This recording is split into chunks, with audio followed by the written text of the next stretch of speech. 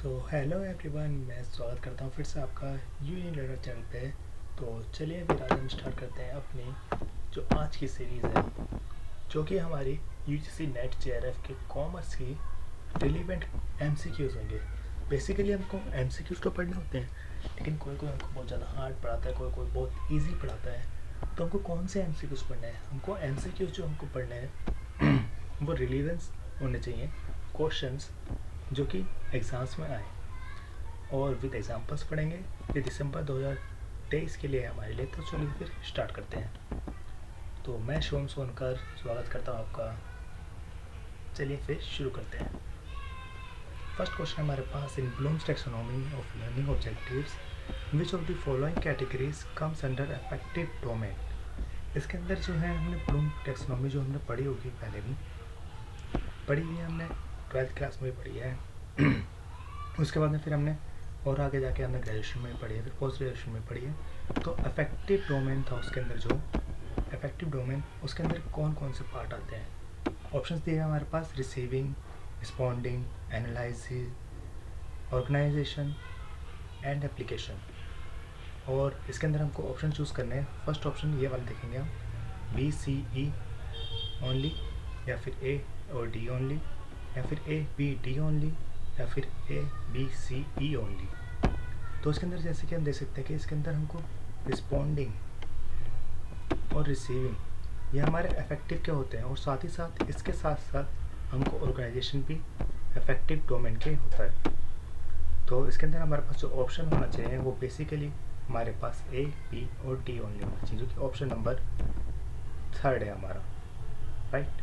तो चलिए इसकी आप एक्सप्लेनेशन देख लेते हैं। Explanation: In Bloom's taxonomy of learning objectives, the affective domain focuses on the emotional and attitudinal aspects. तो इमोशनल होता है इसके अंदर एस्पेक्ट, और एटीट्यूड कैसा रखता है कोई भी लर्नर लर्निंग के दौरान, उसको करते हैं अफेक्टिव में। तो उसके अंदर हमारे पास रिसीविंग होता है, कि रिसीविंग का मतलब कि कैसे स्टिमुली को कैसे रिसीव करता है, कैसी विलिंगनेस है, मतलब किसी लर्नर की पढ़ने के लिए, चाहे वो एबिलिटी टू लिसन होता है या फिर पे अटेंशन होता है, कितनी अटेंशन पे कर रहा है वो, साथ ही साथ रिस्पॉन्ड कितना कर रहा है एक पर्टिकुलर सिचुएशन के थ्रू। और सेकंड होता है हमारे पास रिस्पॉन्डिंग। तो जो रिस्पॉन्डिंग होता है हमारे पास, इसके अंदर दिखाता है कि कैसे एक्टिवली पार्टिसिपेट कर रहा है, एक्टिवली पार्टिसिपेटिंग करता है कोई भी लर्नर एक लर्निंग प्रोसेस के दौरान। तो रिस्पॉन्डिंग होता है इसके अंदर, जो रिस्पॉन्डिंग होता है वो एक्टिवली डिस्कशन भी हो सकता है, या फिर साथ ही साथ उसके अंदर हो सकता है इंस्ट्रक्शंस कैसे कॉम्प्लाइंग कर रहा है और कैसे फॉलो कर रहा है किसी स्पेसिफिक गाइडलाइन को। तो ये हमारे पास इसके अंदर एक्सप्लेनेशन हो गई इस वाले पॉइंट की। तो इस हिसाब से हमारे पास ऑप्शन जो हमारे पास सारे हैं उसको भी देख लेते हैं। तो फर्स्ट ऑप्शन था हमारे पास बी सी ई ओनली। तो उसके अंदर सी वाला ऑप्शन था वो था एनालाइज। जो ये एनालाइज वाला डोमेन है, ये हमारे कौन से में आता है, ये हमारे कोग्निटिव डोमेन में आता है। किसी भी चीज़ को एनालाइज करना, मतलब कि हम कोग्निटिव बेसिकली क्या होता है, हमारे मेंटली पावर से रिलेट करता है। जिस तरीके से हम अपने मेंटल मतलब अपने ब्रेन से सोचते हैं उसको, तो एनालाइज को हम अपने ब्रेन से सोच के एनालाइज करेंगे, देखेंगे क्या क्या कमियाँ हैं, तो वो इफेक्टिव नहीं होता, वो हमारे कोग्निटिव डोमेन में होता है। ऐसे हमारे पास ए और डी था। इसके अंदर डी में ऑप्शन तो था और ए भी सही था, लेकिन वो एक कोग्निटिव डोमेन का होता है पार्ट। हमारे पास थर्ड ऑप्शन जो था ए, हमारे पास राइट ऑप्शन था। इसके अंदर के रिसीविंग, रिस्पॉन्डिंग और ऑर्गेनाइजेशन था। और फिर हमारे पास फोर्थ ऑप्शन जो कि ए बी सी और ई था, जो कि इनकरेक्ट था बेसिकली। तो चलिए इसको हम एक डायग्राम के थ्रू भी देख लेते हैं। तो ये देखिए हमारे पास कोग्निटिव डोमेन है, और साथ ही साथ हमारे पास इसके अंदर है फिर एक अफेक्टिव डोमेन। ये जो पिरामिड दिख रहे हैं आपको, ये सारे के सारे इनके डोमेन के पार्ट्स हैं कि क्या क्या इसके अंदर इंक्लूड होता है। ये और फिर हम इसके अंदर साइकोमोटर डोमेन। तो ये इसके अंदर देखिए जैसे कि आपको दिख ही रहा होगा, एक तो रिसीविंग है, उसके साथ साथ रिस्पॉन्डिंग है अफेक्टिव में। सॉरी, ये कलर दिख नहीं रहा है थोड़ा इसका।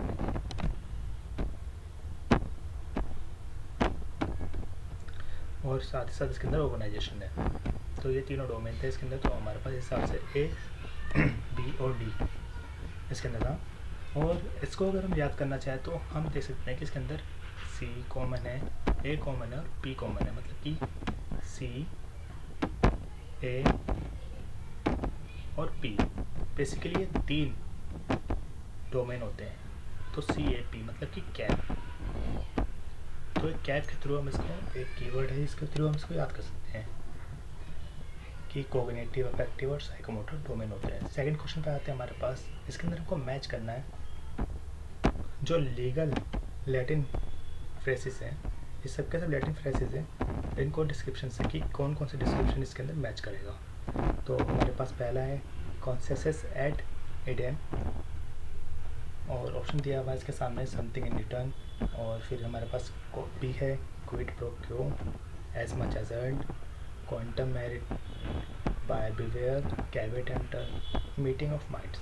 तो इसके अंदर हम देख सकते हैं सबसे पहले जो हमारे पास है कॉन्सेस एट इडेम। तो जो फर्स्ट है हमारे पास वो हमारे पास है, इसका जो राइट ऑप्शन होना चाहिए कॉन्सेस एट इडेम का, वो होना चाहिए हमारे पास मीटिंग ऑफ माइंड्स। और सेकंड का हम देखेंगे बी का, तो उसके अंदर क्विड प्रो क्यो है, उसके अंदर होना चाहिए समथिंग इन रिटर्न। तो बी का हमारे पास फर्स्ट होना चाहिए, ए का हमारे पास फोर्थ होना चाहिए। तो ये हमको दे रखा है ऑप्शन नंबर 2 में। बेसिकली हमारा आंसर तो आ चुका है, लेकिन हम फिर भी हम थर्ड क्वेश्चन को भी देखेंगे। थर्ड वाला ऑप्शन है हमारे पास क्वांटम मेरिट, जो कि होता है हमारे पास एज मच एज अर्नड, और कैवेट एंटर, बायर बीवेयर। तो हमारे पास आंसर आ गया इसके अंदर बी, मतलब सेकेंड ऑप्शन। तो सेकेंड ऑप्शन हमारे पास ए का फोर्थ, बी का फर्स्ट, सी का सेकेंड और डी का थर्ड। अब इसके एक्सप्लेनेशन देख लेते हैं। तो एक्सप्लेनेशन इसके अंदर देख लेते हैं हम। कौन से सेट इडेम मतलब कि meeting of minds. It means कि जो कॉन्सेस मतलब कि कंसेंट मिलनी चाहिए दोनों तरफ से, दोनों पार्टीज के एक ही माइंड पे, मतलब एक ही चीज़ पे कंसेंट होनी चाहिए।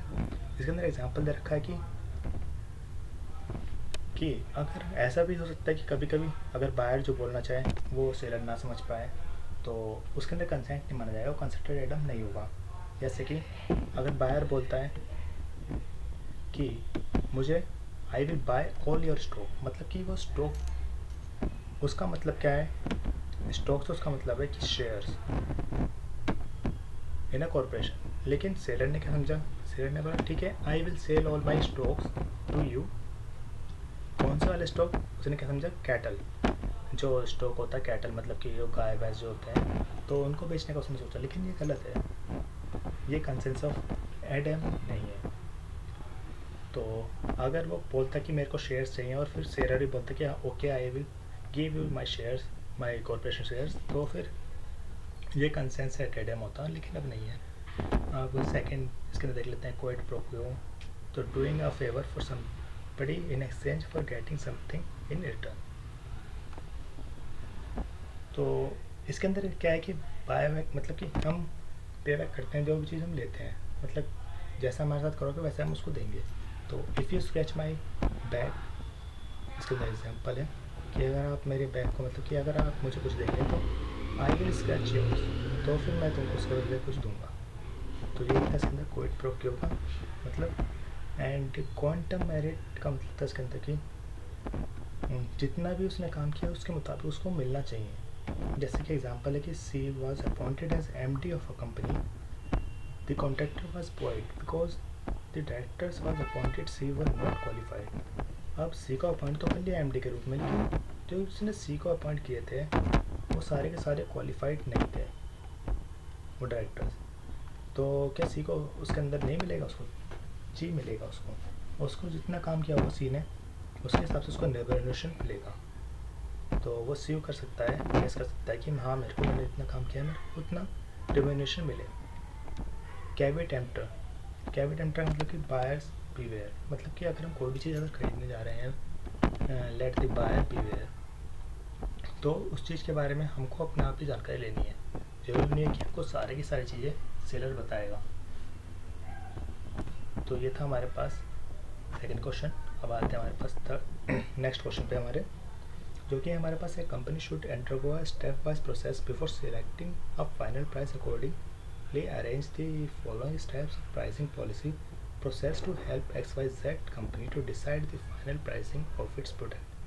तो हमको इसके अंदर क्या बताना है, बेसिकली हमारे पास प्राइसिंग पॉलिसी प्रोसेस के स्टेप्स पूछे गए हैं कि कैसे उसके अंदर करेंगे। तो स्टेप्स यहाँ पर दिए हुए हैं, उल्ट से दिए हुए होंगे। पहला इसके अंदर selecting the pricing method, B है इसके अंदर examine the competitors cost prices and offers, estimating the demand curve and the probable quantities company will sell at each possible price, D है इसके अंदर selecting the pricing objective of the company, and E है इसके अंदर estimating cost for different levels of output for different levels of accumulated production experience and for differentiated marketing offers। तो एक एक करके इन सब ऑप्शंस के बारे में देखेंगे। तो करेक्ट ऑप्शन हमारे पास क्या होंगे इसके अंदर देखते हैं। ऑप्शन नंबर 1 दे रखा है DBECA, सेकेंड दे रखा है, सेकेंड ऑप्शन इसके अंदर दे रखा है BCEBA, एंड थर्ड ऑप्शन इसके अंदर जो हमको दे रखा है वो है ATECB, और इसके अंदर ऑप्शन हमारे पास है सेकंड ऑप्शन सही है इसके अंदर, मतलब कि पहला आएगा इसके अंदर डी मतलब कि हम किसी प्राइसिंग के ऑब्जेक्टिव को पहले सिलेक्ट करेंगे कि प्राइस का ऑब्जेक्ट क्या है हमारा प्राइसिंग करने का। तो उसके बाद में हम सी देखेंगे कि डिमांड कर्व और कहाँ पे हमारी क्वांटिटी मैच कर रही है, तो उस हिसाब से हम प्राइसिंग करेंगे। प्रोबेबल क्वांटिटी हम देखेंगे कि हमारी क्वांटिटी को मतलब कितनी क्वांटिटी चाहिए, और उस हिसाब से हम प्राइस को हम एक कर्व बना देते हैं हम इकोनॉमिक्स में। तो वो फिर हम जहाँ पे उससे हम मैच करेंगे वहाँ पे हम उसको प्राइस करेंगे। ई देखेंगे हम कि कितने कॉस्ट लग रहा है हमारे डिफरेंट लेवल्स पे, अलग अलग मार्केटिंग जितना भी ऑफर कर रहे हैं। और फिर हम इसके अंदर देखेंगे बी कॉम्पिटिटर्स कॉस्ट, मतलब कॉम्पिटिटर कितनी कॉस्ट कर रहा है हमको और कितना प्राइस दे रहा है, कितना ऑफर कर रहा है, और फिर हम अपना प्राइसिंग मेथड सेलेक्ट कर लेंगे। तो उसके अंदर बेसिकली जो हमारे पास आंसर है वो है हमारे पास सेकंड, जो कि BCEBA। तो चलिए अब इसकी एक्सप्लेनेशन देख लेते हैं। एक्सप्लेनेशन देखते हैं इसके अंदर। तो सबसे पहले हमने कहा था D, this is the initial step where the company outlines its pricing goals. देखिए इसकी मैंने बोला कि प्राइसिंग का गोल क्या होना चाहिए उसके अंदर, and what AIIMS should be achieved. Second option था इसके अंदर जो हमने सेकेंड बोला था,